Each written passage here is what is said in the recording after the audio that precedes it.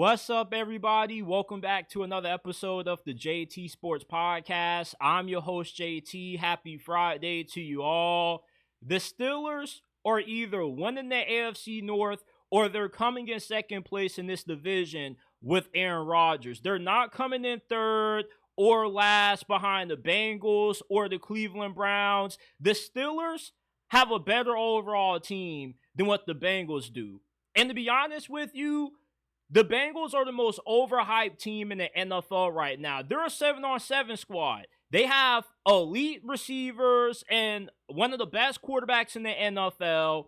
But outside of those two positions, they're not better than the Steelers anywhere else. They don't have a better defense than Pittsburgh. They don't have a better offensive line than the Steelers. They don't have a better rushing attack than the Steelers. And the Browns, unless Shedeur Sanders starts and he channels his inner Jaden Daniels, they won't be better than Pittsburgh neither. The AFC North is a two-team race this season between the Baltimore Ravens and the Steelers, with them signing Aaron Rodgers. Aaron Rodgers is not washed.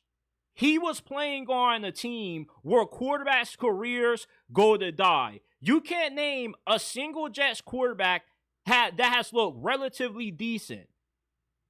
You look at how good Sam Darnold played after he left New York. Think about what Brett Favre did, taking the Minnesota Vikings a game shy of the Super Bowl. Yeah, Aaron Rodgers was a big reason why things went left, but the Jets are just a dysfunctional franchise. It's hard to win in that organization. The New York Jets and the Pittsburgh Steelers are two completely different organizations. The Steelers have gone 22 years without a single losing season. So stop making it seem as if Aaron Rodgers going to Pittsburgh is a lateral move from him leaving the New York Jets, because it's not. You have two organizations that are in completely different stratospheres. The Steelers continuously win. The Jets continuously lose. It's not the same. Mike Tomlin, if he can make it to the playoffs with Mason Rudolph, a washed Russell Wilson, an old aging regressing Ben Roethlisberger, he can definitely make it to the playoffs once again with a 41-year-old Aaron Rodgers. Aaron Rodgers, to me, is still a top 15 quarterback in this league. There are not too many quarterbacks that are still able to throw the football with the amount of arm strength and precision accuracy as what Aaron Rodgers can. Is he the same quarterback that he used to be when he was winning MVPs in Green Bay? No, he's a carcass of his former self, but he's not 2015 Peyton Manning like how he's being made out to be. And Aaron Rodgers is not a cancer. The Jets were a cancer to Aaron Rodgers, if we want to be honest. They fired the coach early during the season, not because Aaron wanted him gone, because they had a Looney Tunes owner that went off the deep end. You can say Aaron Rodgers is a big personality, but Mike Tomlin has made a career winning with nothing but big personalities. Antonio Brown could barely even stick with one team after he got traded away from the Steelers. But yet, Mike Tomlin got a Hall of Fame career out of Antonio Brown. Big Ben was a personality. Let's not act like Big Ben was some kind of model citizen. Le'Veon Bell, Martavis Bryant. Mike Tomlin has done nothing but win with big personalities on his squad. Having Aaron Rodgers will be nothing new to Mike Tomlin. Aaron Rodgers wants to win. If he didn't, he would have played for the Saints or the Giants or any other of the bottom feeders that were in the market for his services. There's a reason why he came to Pittsburgh. He didn't come to Pittsburgh to just steal money away from this team. He came to go out on top. And that doesn't always involve winning a Super Bowl. If Aaron Rodgers can lead the Steelers to a 12-win campaign where they maybe win the AFC North, they win a playoff game, he can ride off to the sunset on a high note. And I think that the ceiling for the Steelers this year with Aaron Rodgers at quarterback is they can go 12-5, win the AFC North, get out of the first round, be competitive in the divisional round, and that's how good they can be if everything goes right. But even if Aaron Rodgers does regress and Father Time truly has caught up to him to the point where he just isn't even a serviceable starter anymore, Mike Tomlin can still win 9 games with him.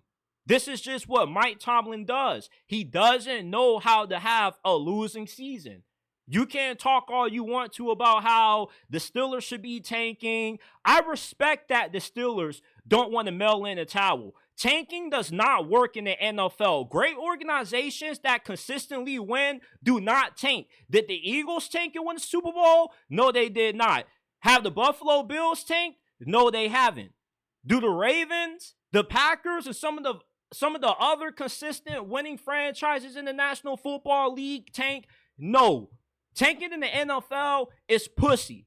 If you actually believe that you are a good coach, you believe that you can win with anybody. The Steelers have a defense full of veterans that have yet to taste a playoff win, like Minka Fitzpatrick, TJ Watt. Those guys deserve to win. They don't deserve to be on the team that is intentionally trying to tank when tanking has produced 0 Super Bowls in the NFL.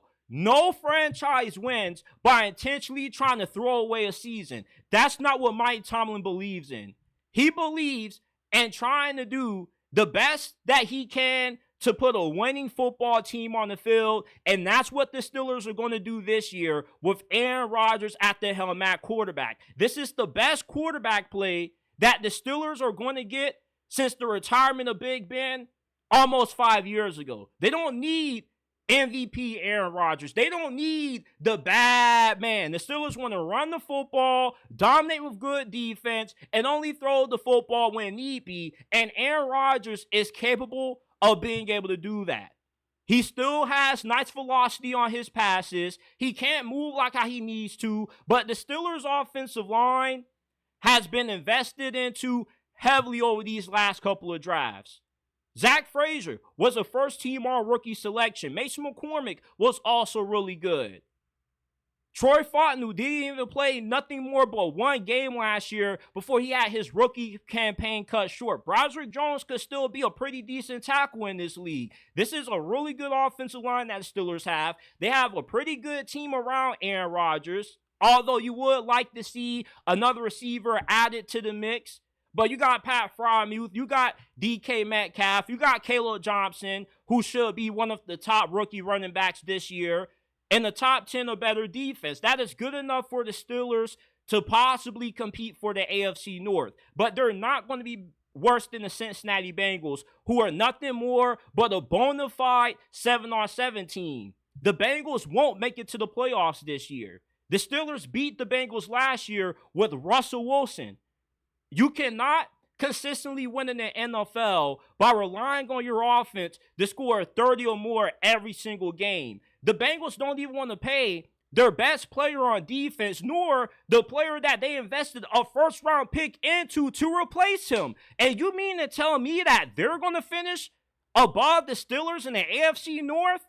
I doubt it. They are not a complete football team. They are a 3-man team. The Steelers actually are more than just 3 players.